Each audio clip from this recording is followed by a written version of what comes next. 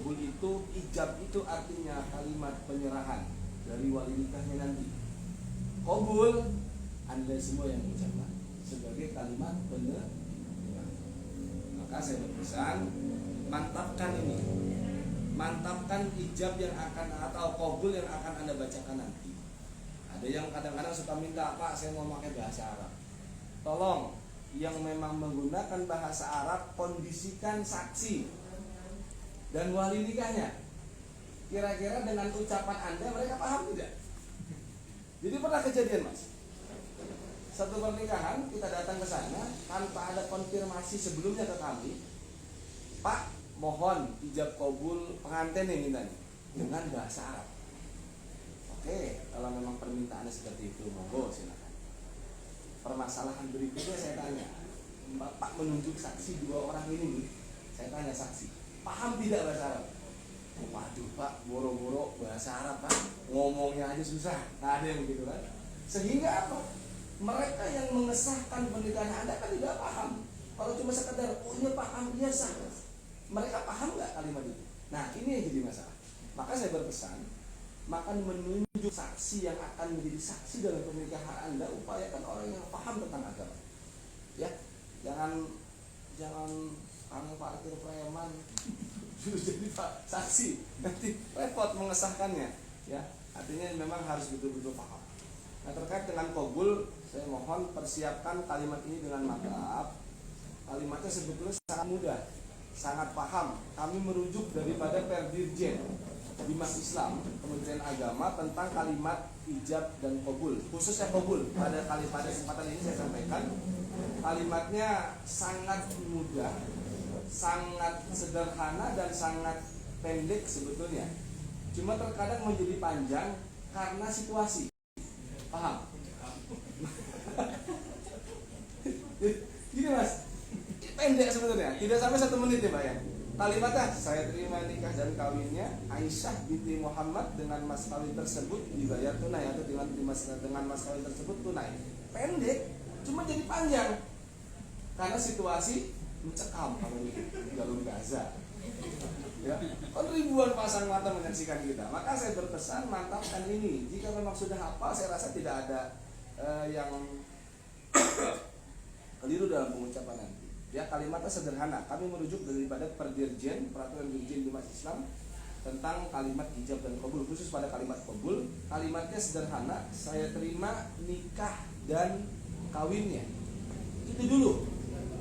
Kenapa saya terima nikah dan kawinnya? Menyempurnakan kalimat ijab yang dibacakan wali nikah. Saya nikahkan dan saya kawinkan. Maka kalimat qabulnya merujuk itu, menyempurnakan kalimat itu berdasarkan Perdirjen, saya terima nikah dan kawin. Ada beberapa pandangan lain, Pak, cukup dengan kalimat saya terima nikahnya saja sah. Tapi kita mengikuti kalimat yang lebih sempurna dan menyempurnakan kalimat ijab tadi, boleh saya terima nikah dan kawin. Ya, itu kalimat pada redaksi pertama. Yang kedua, kalimatnya adalah hafalkan nama calon istri Anda dengan bintinya siapa. Awas, lempengan ini nih salah nyebut nama mantan. Ya, repot nih. Saya terima nikah dan kawinnya namanya Aisyah. Saya terima nikah dan kawinnya Khadijah. Repot nantinya. Ya, hafalkan betul nama calon istri Anda dengan binti bapaknya siapa. Sering kali terjadi gini Mas, nama pengantin namanya siapa ya? Yang ada panggilan pendeknya. Maimunah. Nama aslinya Maimunah, panggilannya Mumun. Ada yang gitu ya? Maimunah panggilannya Mumun. Ternyata karena Mumun familiar di mata calon suaminya, yang dibaca saya terima nikah dan kawinnya Mumun. Nah, bagaimana tuh? Lebih baik dibacakan namanya berdasarkan nama asli. Jangan nama lakobnya, jangan nama panggilan. Ya. Kemudian bapaknya, nama bagusnya Ahmad, panggilannya Madun. Udah nama calon istrinya Mumun, bapaknya Madun. Saya terima nikah dan kawinnya Mumun binti Madun. Jangan nama lengkapnya, tolong nama jelasnya yang memang betul nama dia, baik secara data maupun secara keaslian namanya. Jadi redaksi yang kedua adalah nama calon istri beserta bapaknya. Ya, ini harus dihafalkan dengan jelas. Dan redaksi yang ketiga adalah dengan mas kawin tersebut, atau dalam bahasa Arab bimahdil mazkur. Maka dengan mas kawin tersebut, Anda tidak perlu menyebutkan lagi. Begini yang ribet nih, Pak, saya sebutin aja semua. Silahkan. Ternyata mas kawinnya emas 2,5 gram, uang 922.222 rupiah, dan seperangkat alat sholat dibayar tunai. Saya kagak yakin bisa mengucapkan. Orang kalimat pendek aja susah ya. Ya, itu yang kadang-kadang ya ini mempermudah sebetulnya ya. Dalam agama juga begitu. Kalimat Arab tuh begitu. Di mahdil mazkur cuma tersebut saja. Kenapa tersebut? Karena sudah disebutkan sama wali. Jadi wali-wali yang akan bertindak wali nanti akan menyebutkan, saya nikahkan dan saya kawinkan kepada engkau siapa? Aku bernama Aisyah, ya, dengan mas kawin. Nah, disebutkan di situ. Dengan mas kawin emas sekian, uang sekian, sekian, dibayar tunai. Sudah disebutkan, maka Anda cukup dengan mas kawin tersebut kembali kepada kalimat yang diucapkan wali. Paham? Ya, kenapa tersebut itu dasarnya. Ya. Nah, dengan mas kawin tersebut tunai boleh langsung, atau dengan mas kawin tersebut dibayar tunai. Ini silahkan dengan kalimat yang bisa Anda ambil, mana yang lebih mudah. Jadi saya ulangi sekali lagi, redaksi pertama yang harus kalian pahami calon-calon suami, kalimat ijab itu pertama dengan bahasa Indonesia, saya terima nikah dan kawinnya. Sudah. Redaksi kedua, nama calon istrimu beserta bapaknya. Aisyah umpama ya, Aisyah binti Muhammad. Oke. Redaksi ketiga, Pak, dengan mas kawin tersebut dibayar. Kira-kira sampai sini udah ada yang apa? Hah? Ada yang dari bulan puasa udah apa loh? Nah, itu kalau pengucapan bin aja enggak boleh. Perempuan tuh gini, ya. Kalau laki-laki baru bin. Nanti bin itu disebutkan sama bapaknya. Kamu namanya siapa? Ahmad bin Fulan. Tapi kalau Anda mengucapkan qabul, maka Aisyah binti Fulan. Ada pertanyaan sampai sini? Setelah ini mohon izin, saya tes satu-satu ya. Nih, daripada Anda bergejolak di hari H. Karena begini Mas, karena kita nggak punya pengalaman. Kecuali maaf, yang sudah pernah, mungkin dia sudah punya pengalaman. Oh, situasi begini nanti. Anda masih blank. Kalau nggak gembleng sekarang, saya khawatir nanti nih. Ini muka-muka anu semua nih. Oke ya, ada pertanyaan sampai sini. Sebelum nanti saya mantapkan dengan warming up lah bahasa kita ya. Warming up itu pemanasan sebelum hari H nanti. Ada pertanyaan? Kalau nggak ada, mohon izin satu bangku. Mas, mohon izin satu bangku yang merah Mas. Taruh sini Mas.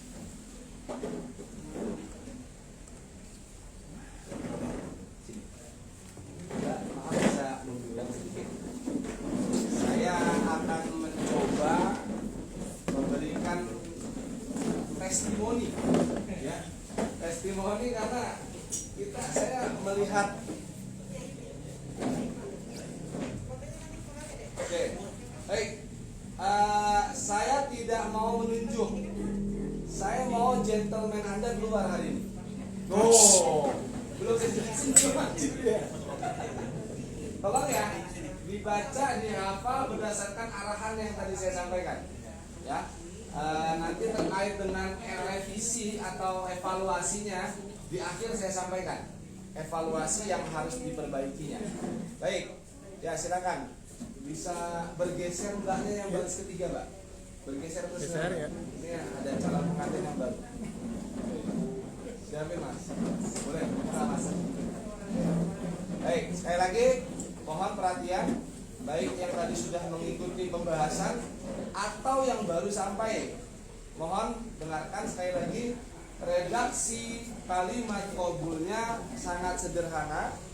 Saya terima nikah dan kawinnya Aisyah binti Muhammad.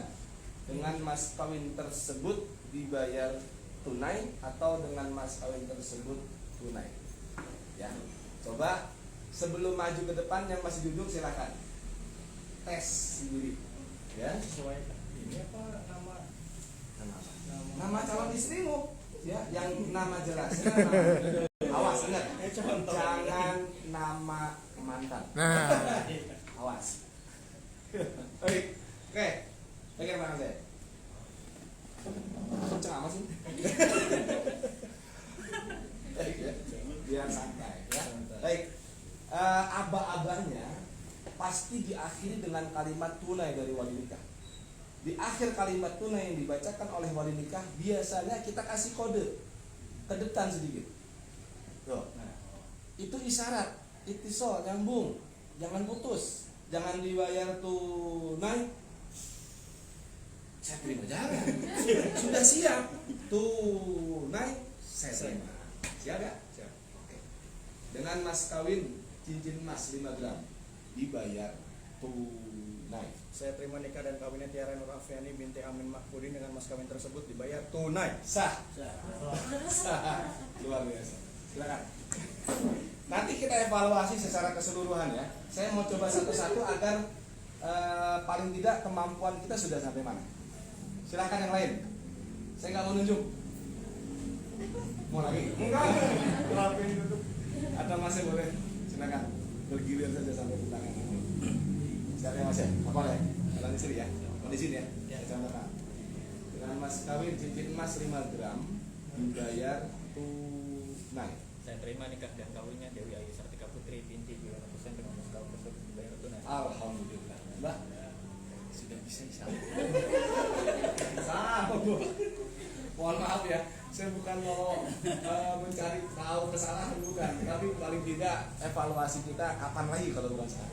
Ayo silakan. Siap yuk ya. Apa nama calon istri? Awas, jangan nama mantan. Dengan mas kawin cincin emas 5 gram dibayar tunai. Saya terima nikah dan No. kawin. Mau kemana Bu? Santai aja. Nggak usah buru-buru, yang penting kalimatnya jelas. Ya, siap. Dibayar tunai. Saya terima nikah dan kawinnya Kardewa Sundari binti Karya dengan mas kawin tersebut dibayar tunai. Iya, keren. Ya, silakan. Nggak apa-apa, bagus. Ayo Mas, belakang boleh. Ya. Jadi nanti siap. Ya. Oke ya, siap. Dengan mas kawin cincin emas 10 gram dibayar tunai. Nah, saya terima apanya? Oke, santai. Oke, yuk, dibayar tunai. Saya terima nikah dan kawinnya Nuraini binti almarhum Bapak Sutama dengan mas kawin tersebut dibayar tunai. Iya, cakep. Ya, silakan. Nanti kita evaluasi lagi. Mas, silakan. Ini datang semua kan calonnya ya? Mbaknya belakang nggak datang ya? Calonnya ya? Nanti dikasih tahu saja. Atau mau diwakilkan? Mau diwakilkan? Baik. Ya. Contoh ya? Iya. Dibayar tunai. Saya terima nikah dan kawin Afiani binti Edi Abdullah dengan mas tersebut dibayar tunai. Bagus. Ya, silakan. Yuk, lanjut Mas, silakan. Mas, maaf. Ditekan satu lagi Mas. Oke. Oke. Siap ya? Ya. Ya. Dibayar tunai. Saya terima nikahnya Hajara binti Bapak Haji Junedi. Nah. Usut. Ya, sekali lagi, siap. Dibayar tunai. Ini kan Jadi kan. Ente jadi wali. Boleh dibuka bang? Boleh dibuka? Iya dibuka. Ya, sekarang Tenang, ya. Pelan-pelan aja. Dibayar tunai. Saya terima nikahnya Adi Bajara binti Bapak Dina ini mas kawin tersebut dibayar tunai. Oke, nggak apa-apa. Silakan. Nanti kita evaluasi. Sebentar mas, saya ngambil HP itu. Tapi Siap. ada telepon.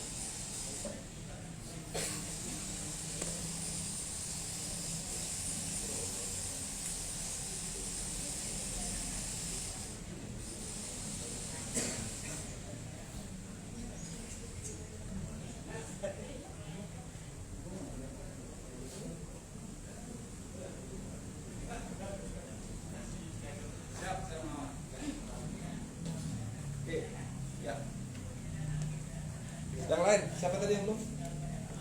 Mau sama atau sini dulu? Ini dulu ya pasti.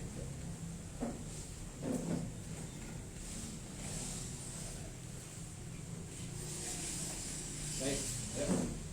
Saya dibayar tunai. Saya terima. Nggak usah.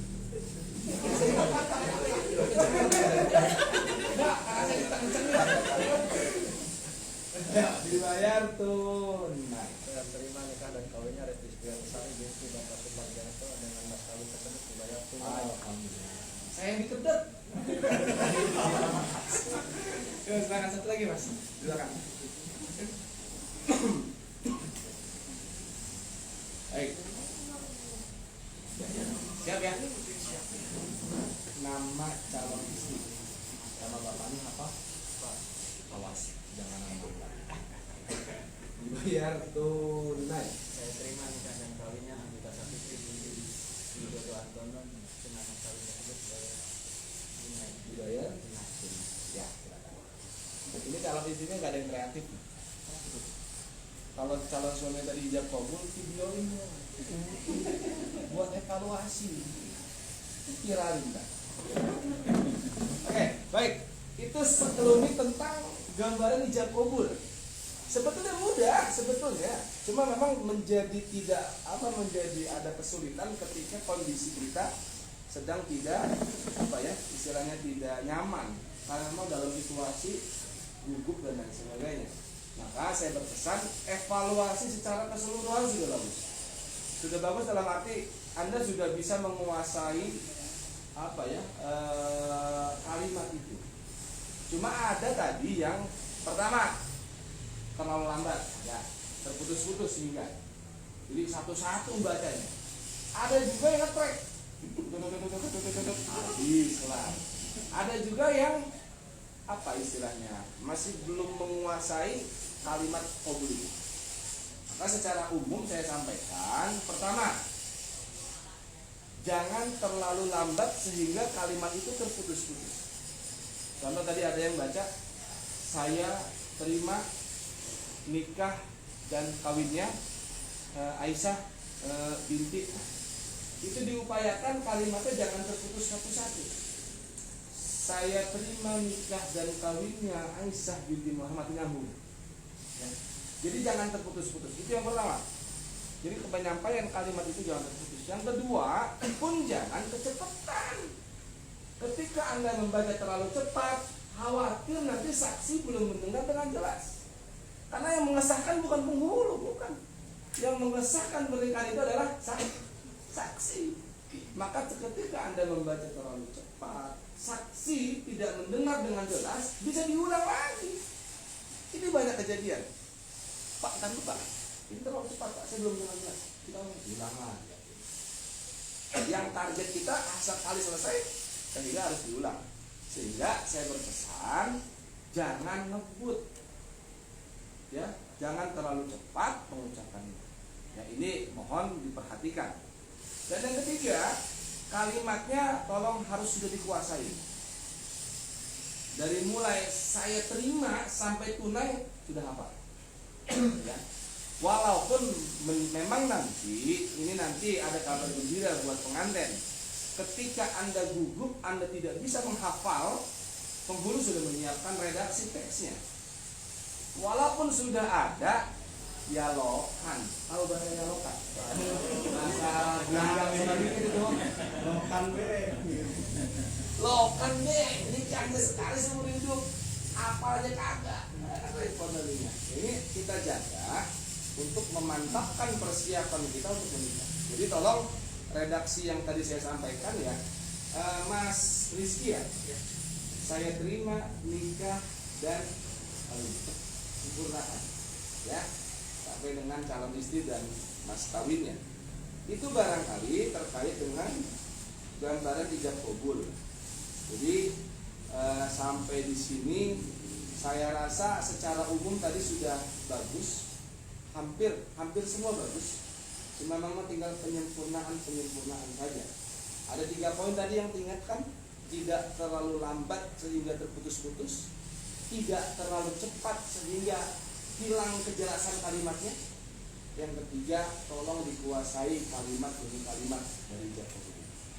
Ya, kita merujuk pada peraturan Dirjen Bimas Islam tentang redaksi kalimat ijab kabul. Ya, itu barangkali yang perlu saya sampaikan. Mudah-mudahan sampai dengan hari H nanti semua berjalan lancar. Allah kasih mudah, Allah kasih kelancaran. Dan ingat, menikah itu bukan untuk 1-2 tahun saja. Jadi menikah itu adalah ibadah yang panjang. Saya mohon izin, saya sudah hampir 10 tahun di rumah tangga, merasakan perbedaan dalam jati diri kita berbeda. Maka kita ambil hikmahnya. Pertama, menikah itu niatkan ini ibadah. Walaupun ini menjadi bagian dari perintah agama, ya tetap kita niatkan ini bagian dari ibadah kita kepada Allah dan menjalankan sunnah Rasul. Niat itu dulu.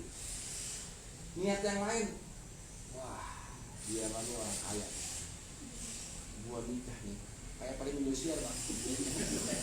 Jangan.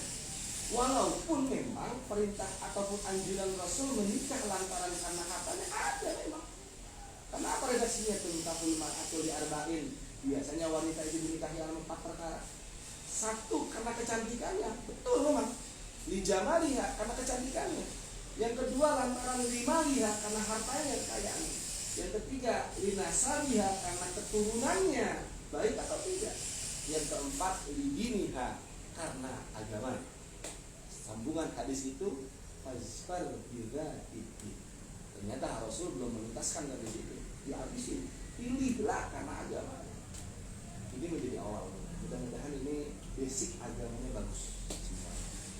Kalau istri Anda atau calon suami, saya berharap basic agamanya bagus, sehingga dengan agama hidup rumah tangga kita insya Allah akan terarah. Ya, terakhir saya sampaikan, jangan melihat rumah tangga dengan instan. Apa maksudnya?